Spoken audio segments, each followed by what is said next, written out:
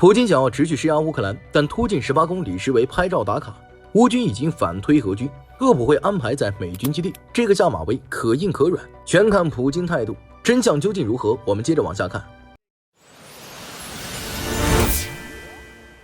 美俄阿拉斯加峰会前夕，顿涅茨克州的波克罗夫斯克俄称红军城方向突然成为舆论焦点。俄罗斯宣称取得重大突破，其破坏侦察小组已深入乌军后方10至18公里。然而战场的真实图景远非俄方宣传的崩溃性胜利，而是一场俄军的轻步兵破袭试探，正遭遇乌军以兵力优势和高效反制体系构筑的铁壁。俄军这次行动的核心是派遣大量26人组成的轻步兵小分队，利用乌军防线的空隙徒步或乘摩托车渗透至后方。这些小组的目标并非立即占领，而是拍照打卡、侦察、伏击巡逻队，制造混乱与恐慌。乌军方面证实，已在多布罗皮利亚等地发现并清剿了数十名此类渗透人员。被俘的俄军士兵供述，上级命令必须在9月1号前抵达红军城边缘，这暴露了克里姆林宫为峰会争取筹码的急迫心态。然而这些突破极具欺骗性，由于缺乏道路和后勤支持，渗透小组无法携带重武器，更无法建立稳固补给线。乌军总参谋部指出，这些小组彼此失联，后方甚至难以定位其位置，更遑论增派装甲部队跟进。因此这些行动更像是自杀式侦察，其战术意义有限，主要价值在于为俄方国内宣传提供素材。所谓的突破18公里，实为零星小组的纵深渗透，而非连贯战线的推进。俄军这种侦察破坏小组战术，于2022年乌军在19姆战役启动时成功运用的渗透战术如出一辙，然而效果却大打折扣。在缺乏精锐主力部队及时跟进和有效协同的情况下，这种战术的主要作用仅限于制造局部破坏和心理恐慌，其最终战果更多的服务于国内宣传，而非战场上的实质性突破。尽管拍照打卡连战术突破都不算，更谈不上战役级突破，但俄军在波克罗夫斯克东北侧确实取得了一定进展，其真实战果是逼近了罗金西克镇，并控制了比利奇克与罗金西克之间的公路，对乌军防御造成了实质性压力。面对威胁，乌军反应迅速而有力，总参谋部紧急向该方向增派了包括第93机械化旅、霍洛德尼亚尔、第1亚速军团、第1总统旅、第82空降旅及多个独立营在内的精锐力量。在短短2天内，乌军便成功遏制了俄军的渗透势头。乌军的反制核心是其强大的无人机与炮兵协同体系，一旦侦察无人机发现渗透小组或集结部队，便立即引导炮火或 FPV 无人机进行精确打击，将俄军的人海战术消耗在冲锋路上。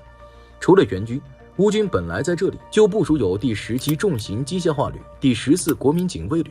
伊尔平工程部队快反4旅，俄军渗透部队很难在这个区域有所斩获。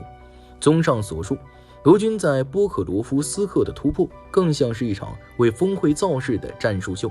其真实意图是试探乌军防线并施加政治压力。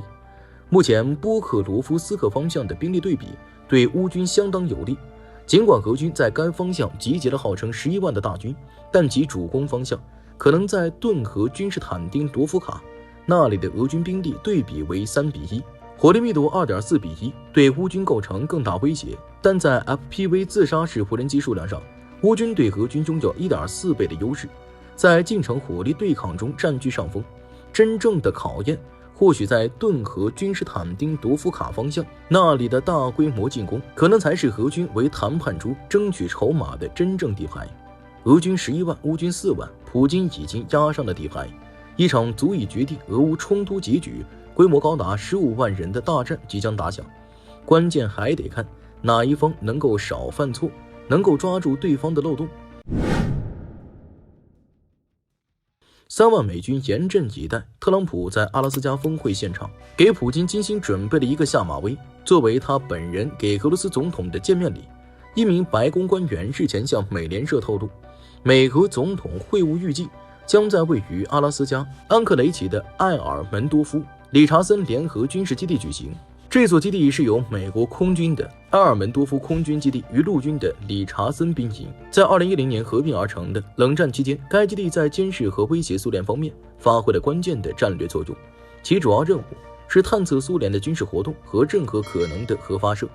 作为阿拉斯加最大的军事基地，该基地驻有隶属于太平洋空军的第5航空队以及第11空降师等部队，总计超过 3.2 万人，约占安克雷奇总人口的 10%。基地装备全天候防空雷达、反导系统和快速反应部队，包括 F-22 战斗机。作为总统会晤场所，它可以完成排除一般市区会场可能带来的安保漏洞。会晤期间，美军可以在基地上空实施飞行禁区与导弹防御戒备，而不必依赖联邦航空局的临时措施。此外，军事基地内部封闭性强，可使得外部媒体无法接近，方便进行密谈或敏感文件交换。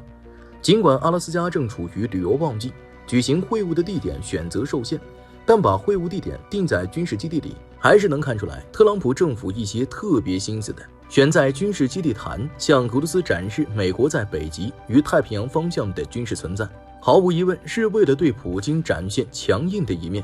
同时避免被国内鹰派指责过于热情对待俄罗斯。而另一方面，阿拉斯加本身又足够接近俄罗斯，能够传递向普京传递出谈判意愿，这是软的一面。阿拉斯加曾是冷战时期美苏领导人及高层军政官员交流的备选地点，如1984年时，美苏领导人就曾考虑在阿拉斯加安排会面，但最终未成行。软硬兼施，硬中有软，这恰恰是特朗普希望达到的效果，既可以给普京一个下马威，也能确保谈判的顺利举行。甚至特朗普可以调节这种下马威的力度，比如在行程路线的设计上，可以让普京团队看到基地内 F-22 战斗机、E-3预警机、C-17运输机等先进装备。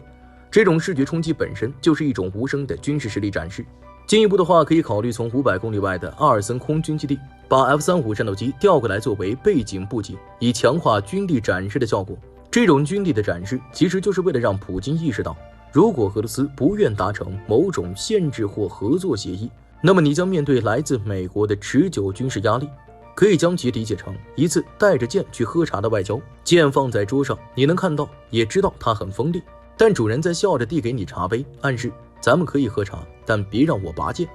另外值得一提的是，鄂尔门多夫、理查森联合军事基地的任务包括监视北极空域、保卫阿拉斯加防空识别区，以及参与亚太地区快速部署。选择在这里谈，可能也预示着美方希望把北极安全以及俄方在亚太地区的潜在行动一并纳入会谈范围。整体来看，不论是谈判地点的选择，还是最近特朗普的一些动向，种种迹象都表明，这场特普会并不会是一场和风细雨式的对话，而更可能是一场伴随力量展开、战略试探与利益交换的高风险博弈。本周三，欧洲主要国家领导人以及乌克兰总统泽连斯基与特朗普举行视频会谈。此次会谈由德国总理默茨主持，是在阿拉斯加特普会开始前，欧洲和乌克兰方面向特朗普表达统一立场的关键沟通环节。会后，泽连斯基在新闻发布会上宣布，欧洲方面与特朗普就与普京的谈判达成了5项共识，包括乌方需直接参与冲突的和平解决，任何有关领土问题的协商不能绕开乌克兰，筹备美俄乌3方会谈，立即停火并明确乌克兰的安全保障。若普京政府不愿停火，则应加强对俄制裁。总结成一句话就是，不要出卖乌克兰。会后，特朗普也表示，若普京在会晤中不接受俄乌停火的提议，那么俄罗斯将面临非常严重的后果。美国财长贝森特则告诉记者，若阿拉斯加特普会进展不顺，美方可能会加大对俄制裁的力度。最早特朗普曾说，这场谈判可能会涉及到俄乌之间的一些领土交换，现在又不提这件事了，重点放在了停火上面。半年前，